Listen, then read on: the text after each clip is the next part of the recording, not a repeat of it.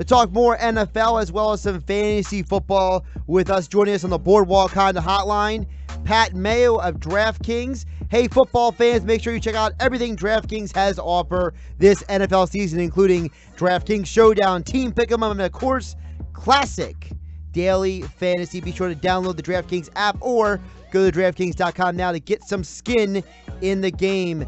Pat, how you doing on this Monday night? Yeah, I'm getting my Showdown teams ready. So, I mean, after this, I'm going to listen back to you guys, listen to the Monday night preview, get my teams, and then rake in the cash. So for those out there who don't know, explain the difference between the Showdown and the Classic on the DraftKings apps. So the Classic is you get the giant salary cap, they have a quarterback, 3 wide receivers, 2 running backs, a flex play. You get $50,000 to fill it out, but it's the entire slate of games. So it's all Sunday. So the early and the morning Showdown, just one game. So you can take anyone you want, regardless of position. You pick 6 guys, and there's a captain spot. So it doubles their salary, but it also doubles their points at the same time. Sorry, 1.5 multiplier on it. So you get 1.5 times as many points as they would normally score. So there's a bit of strategy that goes into this. You're really trying to put everything in. Like in tonight's game, if you really want to save money and load everyone into your lineup, there's a guy who's starting for the Redskins tonight, Maurice Harris. He's playing in place of Josh Doxson. He's like the cheapest player on the board. That if you put him in, you can put in 5 superstars around him. All right, Pat, let's jump into some of the stuff, especially not just the games today, but the NFL as a whole.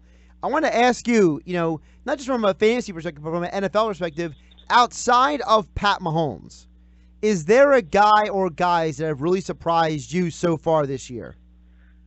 Yeah, I would think it's Jared Goff. I'm shocked that he's actually good. I wasn't convinced. I thought it was all scheme, and maybe it is all scheme. Every time he throws the ball, these guys are wide open, and it's kind of shocking. But the fact that he's been able to keep this up and kind of get a little bit better, stunning. So do you think it's scheme or do you think it's Goff? Because everyone keeps saying Sean McVay is one of the best play callers in the NFL. Could it just be that Sean McVay is so good that he's elevating Goff then? A little bit. I mean, obviously Goff is a lot more talented than I actually thought that he was. I mean, I wasn't convinced he could make all the throws, and he clearly can. Like I said, it's easier when the guys are wide open and not in triple coverage. But the way that Gurley opens up that offense is that you have to account for the run, or Gurley's going to post 200 on you every single game. So it's a lot with scheme. It's a lot having the right personnel, and they've pushed all in this year to capitalize on that contract of Goff's and him still being under his rookie deal. That I don't know, this team as a whole, there's so much parity in the league this year that if the bad teams aren't truly all that bad and the good teams really aren't that good, that the Rams are just kind of looking like a cut above the rest. Do you think it's one of those deals also? You mentioned there's a lot of parity. You look at a team like the Buffalo Bills. They go to Minnesota, they beat them. The next week they get shut out by the Packers. And then yesterday they basically shut down a Titans team that has been hot for the last few weeks. So is it one of those deals where if you look at a team, let's say like in our backyard, the Philadelphia Eagles or the New York Giants, or if you go across country, look at a team like the Broncos and the Chargers, and you say, you know what, it's only week 5. You guys still got a long way to go because of there being so much parity. Absolutely. Like, I wouldn't be worried about the Eagles whatsoever. Like, this is fine. Like, they have to get good by the beginning of November, second week in November. If they can get it all on the same page by then, that they're going to, unless the Redskins are truly good, which they probably aren't, even if they win tonight, like, let's max their record, 9-7, 10-6. Like, the Eagles can still get to that. Same as the Chargers out west. Like, I don't think Denver's all that good, but the Chargers, I mean, their only losses are to the Rams and Chiefs, the 2 teams that haven't lost in football. So there is a lot of parity. You can pull yourself out of the gutter pretty quickly, but just in terms of overall talent, like Buffalo is just stunning to me. I can't understand how they've won 2 games, but they have. You wouldn't want to bank on them winning any more as the season goes along, but they will. They'll win like 2 or 3 more, and you have to be the team that avoids that landmine like Minnesota couldn't.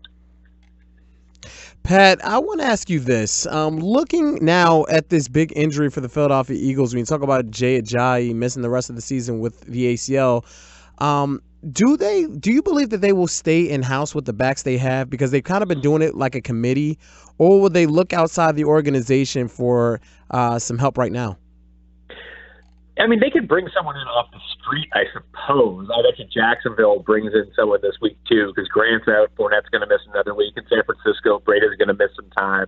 They'll probably want to roll Alfred Morris and someone else. But I guess the big talk is like, hey, trade for Le'Veon Bell. That seems like such a terrible idea. That's like, Ajayi's fine. Ajayi's not great by any means. The strength of this Eagles backfield is that they have like any 5 guys they can run out there and run them through rotation. Play the fresh guy at all times. So if that's Clement, that's Smallwood, and returning Darren Sproles, and Josh Adams, then that's who it is. Like, if you can get Bell, that's great. Bell's better than all of those guys. But for what you probably have to give up to get him, and if you get him, like, let's say you give up like a second or a third round pick for Le'Veon Bell and he doesn't re-sign. Seems like kind of a waste, doesn't it? Yeah, I definitely agree. The only reason that I was saying it earlier in the show was you have 2 second-round picks. So if you want to gamble, I mean, what is the gamble? But again, looking at from a fantasy point of view, what Eagles running back has the most value going forward? See, this is the tricky question because realistically, no Eagles running back ever has value unless they score touchdowns. Even Ajayi this year, he's playing like 48% of the snaps. I don't think we cut it as a fantasy starter, but when he scores 2 touchdowns in a game, it's like, oh, Ajayi's great. Overlook the fact he averaged like 4 per carry and got 12 touches. So right now, it really depends on the injury report because for Thursday night, like Clement and Sproles might not be back. We don't know yet. So you would have to think it's Smallwood and Adams, and Smallwood especially being the guy. But going forward throughout the course of the year, like none of these guys are like a lockdown, I need that guy on my fantasy team. I had to bet on it. Like Clement would be the best one to have once he comes back. You could see him getting like 45 to 50%, 55% of the workload. And then in a couple of weeks, Smallwood will out-touch him. Maybe it's such a confusing situation that it seems like week to week Doug Peterson's not sure what. I mean, he knows what he wants to do. That's like he hasn't filled anyone else in on what's going on, which is probably the best way to actually produce a game plan in a scheme. But Clement's probably your best bet. Smallwood's worth owning. Sproles, when he's back, maybe he just becomes the guy they dump the ball off to every time. But Clement would be really the only one I'd go out to target.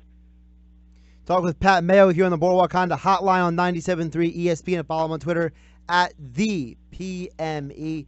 Pat, when you look around the NFL, fantasy football, people mix up what happens in fantasy, what happens in the real world. And you could have a guy who puts up a ton of yards, like a Blake Bortles, but his team still not play well because he didn't really play well. So, for you, when you're analyzing, certain players, how are you differentiating for people to understand the difference between fantasy production versus real world production?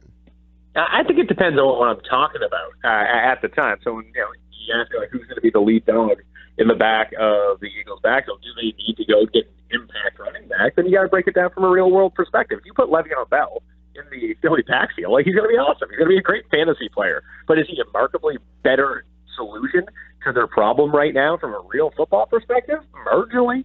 Not so much that you give up a second-round pick to go get him. At least I don't think so. So you just do what you have in the house. But if he was there, he'd be a great fantasy player. So I always like to refer to it as the Sean Marion effect. Sean Marion was like the greatest fantasy basketball player of all time. He put in, back in the day, he was hitting threes, 2 steals a game, 2.5 blocks a game. He did literally everything you would want from fantasy. Every team he was on was kind of terrible outside of those Nash Suns. So was he actually really all that good? But no, but we remember him very fondly because he was a great. Hey, if you were ever in a fantasy basketball league, you drafted him inside the top 5 every single year. So it's one of those things that you have to differentiate, and sometimes guys aren't as good, but it's all blending together now anyway. People are leading more to, especially younger people like my age and younger, just prefer fantasy football over just actual football at this point. Pat, when you look at this Patrick Mahomes story of this season, and yes, he's played really well. He played okay yesterday against the Jaguars, but people have kind of reminisced from last year. The Chiefs are 5-0 this year. They're 5-0 last year, but they went on to lose a lot of games. Obviously, Mahomes is a different quarterback than Alex Smith, but do you feel that this year is different when it comes to the Kansas City Chiefs? I do. Their defense is markedly worse, so that's eventually going to come back and cost them some games. Although it comes down to one of those things too. Last week, when they beat up on Blake Bortles, does that actually make them a good defense, or is that they played Blake Bortles? Probably because they played Blake Bortles, and he had one of his classic Bortles games where he sucked. So just what he brings to that offense and being able to stretch the field and take those, like he underthrew Tyreek Hill on like a 65-yard pass and was like, damn, I really should have thrown that 85 yards. Like, that's just not happening. Before teams will eventually catch up to what they're doing. We saw it 2 weeks ago in Denver that they played close to the line. They bumped all the receivers. They were like, hey, Kareem Hunt, you can have every yard you want. And it almost worked, and then it didn't. Kareem Hunt had a good game at Jacksonville. Also, Jared Goff said he'd run the ball, and it worked. But if Bortles wasn't throwing turnover after turnover, that game would have been a whole lot closer. So I think offensively you're going to see teams scheme to make the Chiefs run the ball. Eventually that's not going to work, and they'll have to readjust. Every year it seems like Andy Reid can get off to these hot starts, and then around week 9, week 10, the rest of the NFL catches up to what he's doing. Then he needs to readjust again for the playoffs. They usually end pretty hot. So I'm curious to see how it goes, but eventually, when you have a defense that is that bad, your offense is not going to click one of these days, and a team is just going to come in and absolutely wax you. Pat, who's a guy right now in the NFL that you're watching and you're saying, this guy is playing really well right now, but around week 10, 12, or 14, like you just were mentioning, teams are going to recognize what this player is doing. They're going to catch up with him. Who's a guy that you're looking at, you're kind of a little wary on? He's good for the short term, but maybe not for the long term.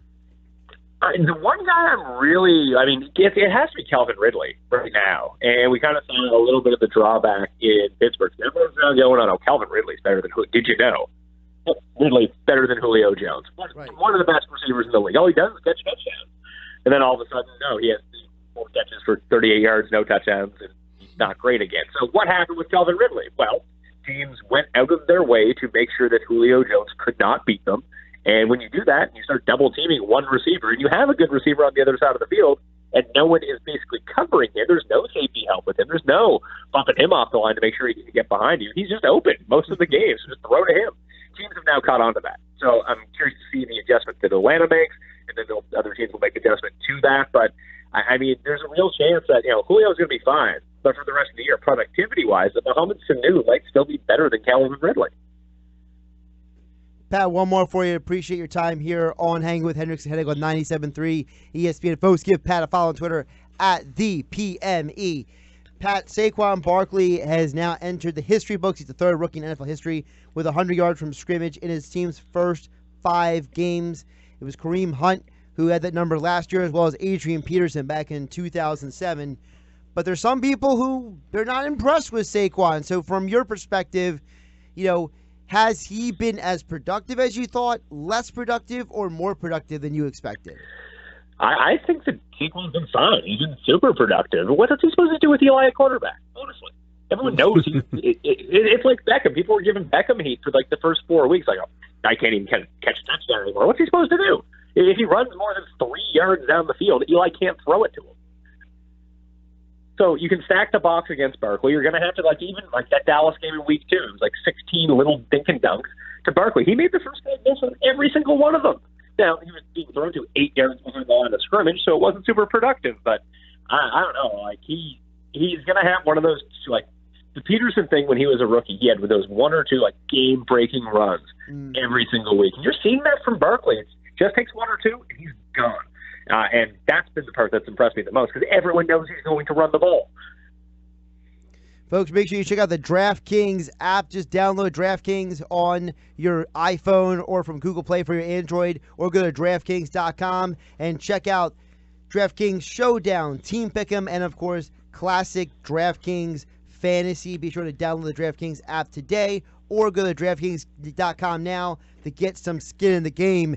Pat, appreciate your time on a Monday night and enjoy the game. Great talk. Thank you, Pat. Thank you guys for having me on.